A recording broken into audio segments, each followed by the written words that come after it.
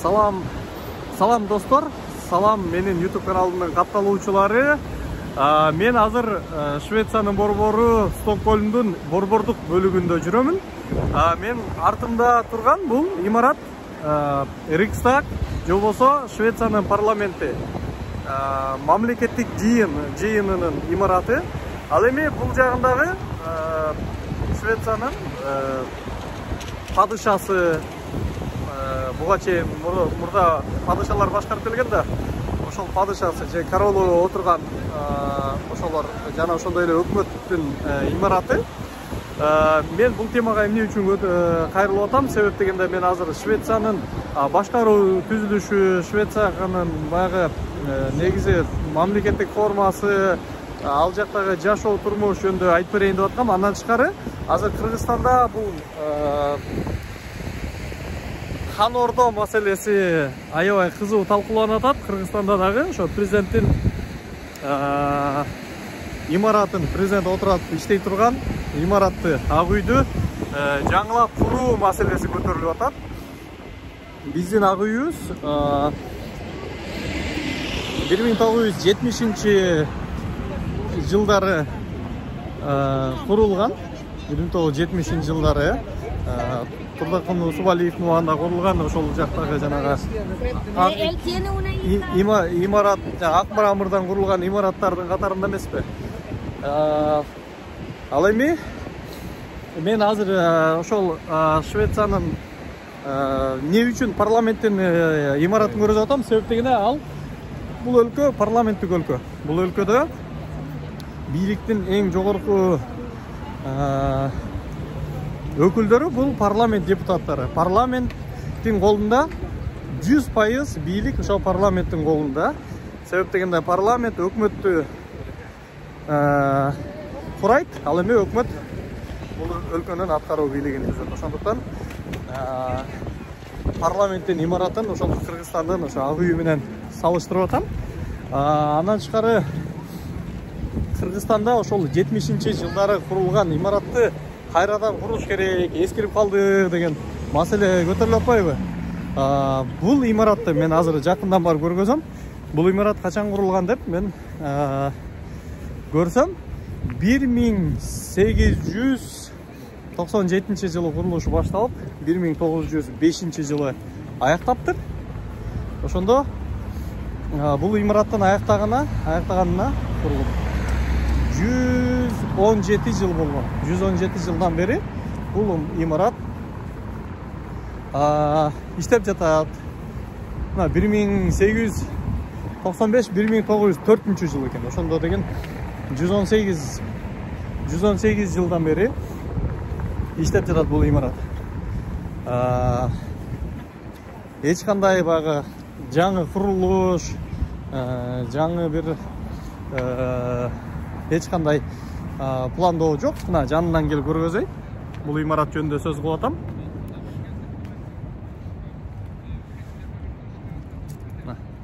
Бул имарат.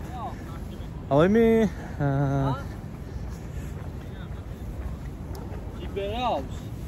тигил имарат болсо, бул мына королева отурган, өкмөт үйү отурган имарат болуп эсептелет. Мына. Бул парламент отурган имарат. Эми бул шведтер жөндөн жөн оңду солду алдына карабай иш кыла бербеген өлкө.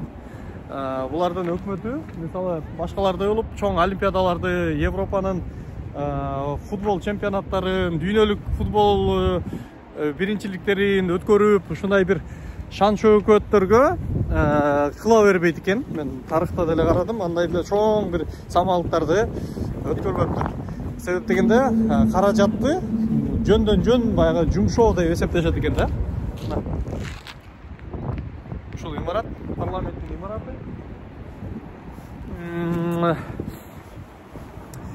Ошондой өлкө. Бирок булардын мисалы ички дүң продукциясы, же болбосо биз ВВП деп орусчасын айтып көңүп калганбыз го.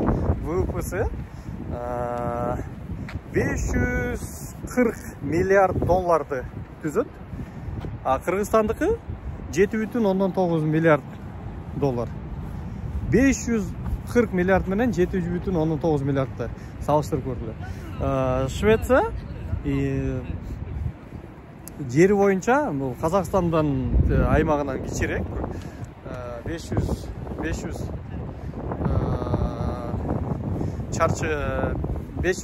чарчы метр квадрат тегерегинде. Ал эми элдин саны 9,5 миллион. Биздин Кыргызстандын элинен 3 миллионго эле азыраак. Ал эми ички дүң продукциясынын көлөмү дээрлик 100 эсеге жакын көп биздин Кыргызстанга салыштырмалуу.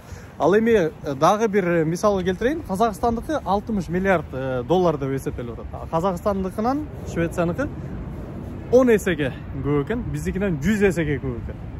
Демек, бул мамлекет Кыргызстандан 100 эсе бай, Казакстандан 10 эсе бай. Бул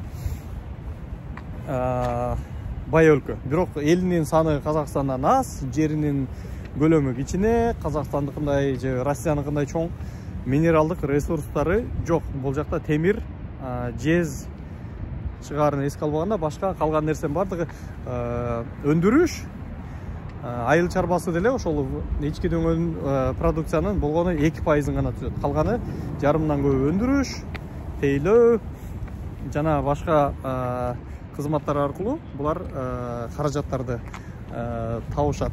Анан дагы азыр тиги королдор отурган имаратты көздөй баса берип, ал ортодо мен ошол Швеция жөнүндө дагы кененирээк айтып берейин. Урматтуу достор, мен ошо Швецияда ошо жашап иштеп жүргөнүмө бир 2,5 жылдай убакыт болду. Бул учурда бир топ нерселерди көрдүк, бир топ нерселерди үйрөндүк. Анан ошол көргөн билген нерселерди сиздер менен бөлүшүп турууну туура көрдүм. Ошондуктан мен YouTube'да, Facebook'ta, Instagram'da жана TikTok'ta баракчаларыма ошол кызыктуу нерселерди, ошол сизге, мага кызык болгон нерселердин бардыгын ошол жака жүктөп турууну туура көрүп атам. Анан сиздерди дагы ошол менен Бирбек Айтикеев YouTube каналына, TikTok баракчага, ошол Instagram баракчага катталууга чакырам. Дагы кызыктуу нерселерди көргүңөр келсе, кызыктуу нерселерди Швеция жөнүндө кызыктуу нерселерди билгиңер келсе, ошолор жөнүндө айтып берем. Андан тышкары азыр бир аз шамал болуп атат, билбейм, видеонун балким сапаты начар болуп калса кечирим сурайм. Бөлүшүңүздөр, лайк басыңыздар, жана ошондой эле комментарий жазыңыздар. Эгерде ошентсеңиздер, көбүрөөк адамдар көрөт, көбүрөөк адамдар билет. Ошол көбүрөөк адамдар билсе дейм да. Швециядагы турмуш, жашоо шарт жөнүндө дагы айтып беребиз. Эмесе азыр Швециянын мамлекеттик түзүлүшү жөнүндөгү баянды дагы да улайын. Мен айткандай, бул Швеция королдугу деп аталат. Бирок бул жакта король бар, король болгон менен, бирок ал номиналдык эле фигура. Керек болсо ал эч кандай жанагы ырайым берүү, сотторду дайындоо, өкмөттү отставкага кетирүү деп, мисалы Англияда же башка да нерселердегидей андай баягы укук милдеттери жок, эч кандай укугу жок болгону баягы бир символикалык гана фигура десек болот. Ал эми бийликтин 100% бийлик ошо парламенттин колунда. Парламент болсо пропорционалдык негизде шайланат. Бул партиялык негизде. Швециянын парламентинде 349 депутаттан турат парламенти. Андагы ошо 349дон азыр 100-ü 2018-жылдагы шайлоо боюнча азыр 349 парламентарийдин 100-ü бул биринчи орунда көпчүлүк добушту алган. Эми көпчүлүк эмес, салыштырмалуу көбүрөөк добуш алган бул социал-демократтар. Азыр бийликте турат, премьер-министр ошол социал-демократтардан. Андан айтмакчы, быйыл сентябрда 2022 жылы Швецияда парламенттик шайлоо өткөнү турат. Демек, бул сандар кайра өзгөрүшү. Андан тышкары бул жакта бийликте дагы Байыстуу коалициялык партиясы деп 70 тейлегинде добуш бар.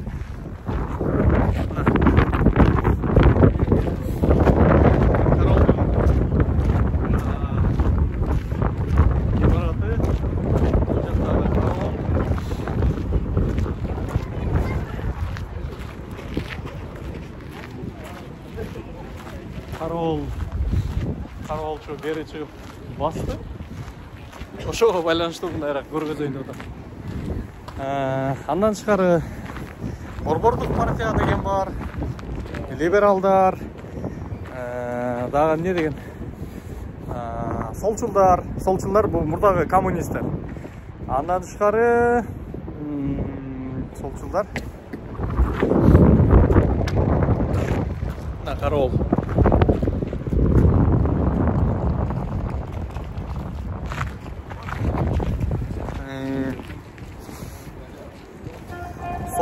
Солчулдар, Жашылдар партиясы бар айткандай. Анан Швеция демократиялык партиясы, бул бир аз консерваторлор, анан бир аз улуучулдар болот. Алар дагы бир 70 орунду ээлейт парламентте. Бирок Швециянын өкмөтүндө азыр бир дагы партия көпчүлүк добуш албагандыктан азыр коалициялык өкмөт түзүлгөн. Ошо социал-демократтар башында турат. Жашылдар, солчулдар,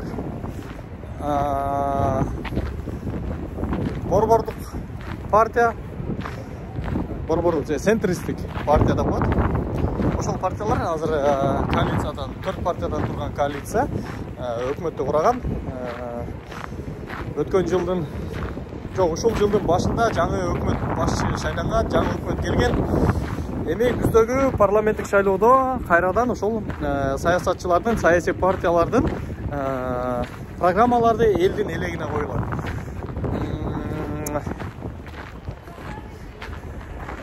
Бул жагы азыр шамал болуп атат бир аз. Ошондуктан бир аз үн дагы жакшы угулбай калышы мүмкүн. Ошондуктан дагы да болсо кечирим сурайм. Дагы эмнени айтып бергим келет. Буякта парламент ошол өкмөттү курайт. Өкмөт мамлекетти башкарат. Ал эми жергиликтүү парламенттер дагы бар. Алар өздөрүнүн жергиликтүү муниципалдык органдарды коммуна деп коет. Бул жакта айыл өкмөт, бизче айтканда, же болсо шаар мэрлери, шаарлар, ушуларды өзүнчө бир коммуналарга бөлүнөт. Муниципалитеттер бир нече коммуна бар. Андан тышкары алардын үстүнө лен деп коет. Бул бизче айтканда область, губерния. Анан үстүндө анан өкмөт турат. Анан бирок бийликти ошол жергиликтүү жана коммуналарда жана бул өкмөттө өйдөнкү эки тепкичтүү бюджет, эки тепкичтүү бийлик болуп эсептелинет. Анан ошол коммуналарда бийлик, анан кийин ошол жогорку бийлик, жогорку республикалык бийлик саналат. Ошол бийлик элдин маселелерин чече турган жергиликтүү, мисалы майда барат, суу, жол, салык чогултуу жана башка бардык маселелерди ошо жергиликтүү органдар, жергиликтүү өз алдынча башкаруу органдары, бул коммуналар өзүнүн аймагында чечет. Бир жерде аябай бай коммуналар бар, ал жакта налогтор аябай көп, чоң гиганттык ишканалар бар. А бир жерде дотацияда отурган коммуналар бар. Алар өздөрүнүн бюджети, өздөрүнүн салыктан жана башкадан чогулган бюджети өздөрүн бага албайт. Ошол бул маселени дагы айтып коеюн. Мына биздин Кыргызстанда элге уят болдук, келген конокторго уят болдук. Жаңы ордо курушубуз керек деп аткан биздин бийликтегилерге жана алардын колдоочуларына айтат элем. 1904 жылы бүткөн имаратта азыр деле ошо Швециянын эң жүзү, Швециянын жогорку, Швецияга келген жогорку даражадагы адамдар ушул имаратта жолугушууларды өткөрөт. Эски имарат. Бирок ички дүң продукциясы Кыргызстандан дээрлик 90-95 эсеге, 100 эсеге жакын көп болгон. Швеция мына ошондой жаңы ордо куралы жана башка нерселерди куралы деп жеңди түрүп кирип аткан жок. Ошону айтып кетейин. Мына парламенттин имараты, бул королдуктун имараты биз жанына чейин басып барып көргөздүм. Ачык. Эч кандай кароолчулары жана башкасы бияка эмне келдиңди деп айтпайт. Андан тышкары ички дүң продукциясы триллиондогон долларларды түзгөн Американын деле ак үйү 2 же 3 кабатпы мен көрбөдүм, бирок сүрөттөн көргөн боюнча ошондой эле, бирок алар деле жаңы ак үй курабыз деп кой уят болдук деп жаткан жок. Анткени ал тарыхый имарат жана ошондой эле алар ошол нерселерди сыйлап көзүң карайгандай сактап келе жатат да. Болбосо Америка 100 хан ордо курса болот, президенттик имарат курса болот, бирок аларда мүмкүнчүлүк бар, бирок биздей болуп баягы жанагындай комплекстери жок да. Мына шаардын ортосунда дарыя, тиги жакта парламенттин имараты, балыкчылар, мына сары кийимчендер жерде тургандар балыкчылар. Алар балык улап атышат. Эч ким тийишпейт. Адамдар басып жүрөт. Швеция боюнча дагы эмнени билгиңиздер келет? Бул жакта салык системасы, социалдык, баягы биздики соцфонд деп коет го, ошондой баягы төлөмдөрдү чогулткан система, транспорттук система, жол куруу, шаар куруу, маданият жана башка нерселердин баардыгын кандай иштейт, кандай жумуш аткарат, мына ошолордун баардыгын жөнүндө дагы мен учуру келгенде силерге айтып беремин. Тиякта кайык менен экстремалдык спортту сүйүүчүлөр жүрүшөт. Ошолор жөнүндө да айтып берем. Бул каналга катталыңыздар, бөлүшүңүздөр, лайк басыңыздар, комментарий жазыңыздар. Мен бүгүн мындай оюмду жыйынтыктап айта албай калдым, себеп дегенде мындай даярданган эмесмин. Ошого байланыштуу шашылыш айтып алдым. Дагы эмнелер айтылбай калды. Швеция бул кайсы өлкөлөр менен кезигет? Бул түштүгүнөн Дания менен, ошондо түндүгүнөн, түндүк батышынан Норвегия менен, түндүк чыгышынан Финляндия менен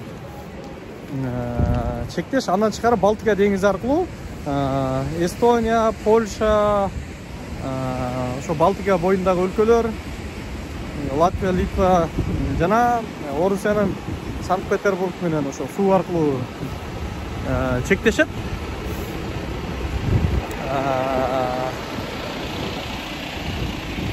Ошол бул Швеция королдугу мындай деп айтылган менен бул демократиялык өлкө. Бул жакта адамдын укугу, шайлоочулардын укугу биринчи орунда турат. Адам укугун сыйлаган өлкө. Жана ошондой эле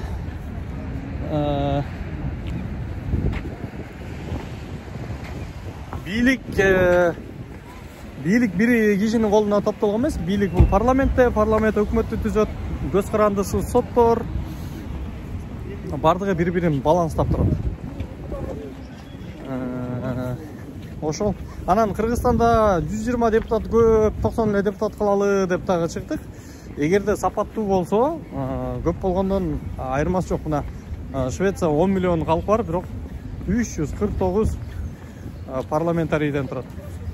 Бул өлкө 1974-жылы конституциясын, соңку конституциясын кабыл алыптыр. Ошондо бул монархиялык мамлекетти, мындай монархиянын көп элементтердин баардыгын кесип таштап, накта парламенттик өлкөгө айланган. Ошондо королдун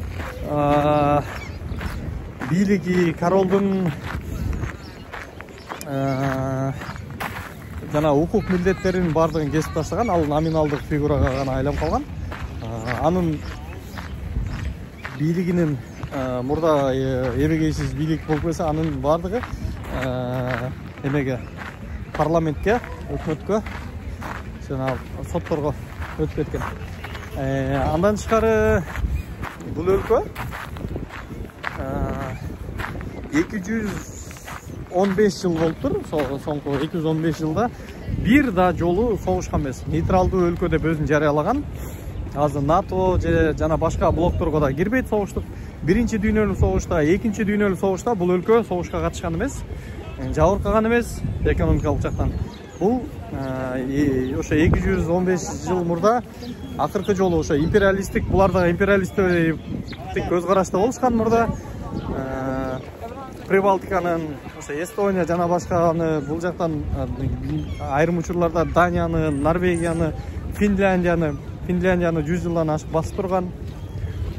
Орусиянын айрым аймактарын элеп алган учурлар болгон.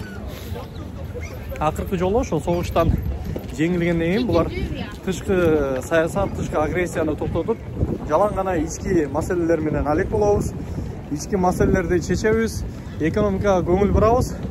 Ошондо ошо деген жолду тандашкан. Ошондон кийин бул мамлекет өнүгүү жолуна түшкөн.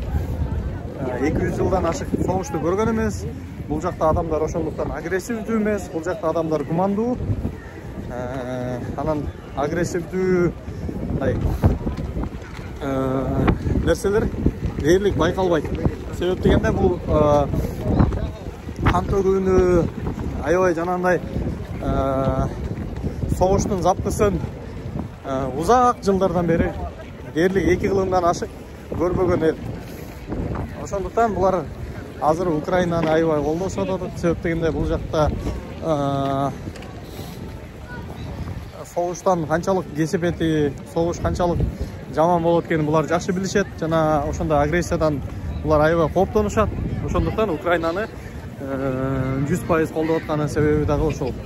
Андан тышкары быйылкы жайында ошол НАТОго кошулуп калышы мүмкүн деген дагы Швеция менен Финляндияны кеп тарап атат.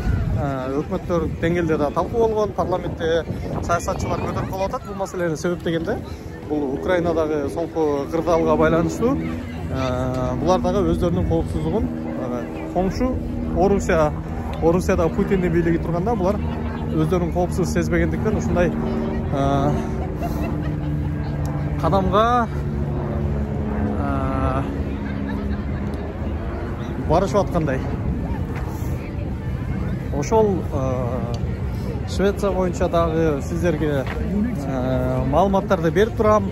Комментарийге жазыңыздар. Кайсыл маселени көтөрсөм кызыктуу болот, кайсыл тема сиздер үчүн кызык, эмнени мен калтырып таштап кеттим. Анткени мен азыр дагы айтам, даярданбай чыккам бул видеону тартууда. Ошондуктан сапаты, анан тышкары баягы оюм топтолбой, көп нерселер баяндалбай, айтылбай калса, ошолор үчүн дагы биринчиден кечирим сурайм. Жана ошол толукталбай калган нерселерди сурасаңыздар болот. Мен ошолорду сиздерге айтып бергенге сөзсүз түрдө аракет кылам. Андан тышкары бул жакта айтпадымбы, королдук үй бүлө жөнүндө айтып кетейин. Бул жакта номиналдык фигура, бирок ошол 74-жылдагы мыйзамдан кийин, мыйзам кабыл алгандан кийин буга чейин жалаң ошо королдук үй бүлөдө төрөлгөн, уул бала төрөлгөнгө чейин, ким кайсы качан гана уул бала төрөлсө ошол кийинки мураскер катары калып келген. Ошондуктан азыркы корол дагы ошол өзүнүн улуу 4 эжеси болгонуна карабай королдук баягы мураскер болуп келген. Ал эми 74-жылы кабыл алган мыйзамга, конституцияга ылайык азыр бул жакта дагы бир топ өзгөрүүлөр кирген. Бул жерде биринчи үй бүлөдө, ошо королдук үй бүлөдө биринчи төрөлгөн кыз болобу, эркек болобу, кимиси болсо дагы ошол кийинки мураскер болот деп чечилген. Ошондуктан кийинки азыркы королдун 2 кызы, 1 уулу бар, бирок биринчиси Виктория деген кыз. Ошондуктан ал кызы принцесса Виктория крон принцесса деп аталат. Бул же болбосо бул келечектеги мураскер принцесса деген түшүнүктү берет. Демек, келечекте бул өлкөдө дагы королева, ханыш айым болуп калуусу толук мүмкүн. Негизи ошого баратат. Андан тышкары өкмөт башчысы дагы ошо биринчи жолу ошол Швеция 100 жыл мурда демократияны тандагандан бери биринчи жолу аял адам өкмөттүн башына келди. Бул Магдалена Андерсен, социал-демократтар партиясынын өкүлү. Буга чейин финансы министри болгон. Азыр февралдагы, жаңылбасам февралда же январда, февралда парламент аркылуу биринчи жолу өкмөт башчы айым болду. Швецияда премьер-министрди статс-министр деп атайт.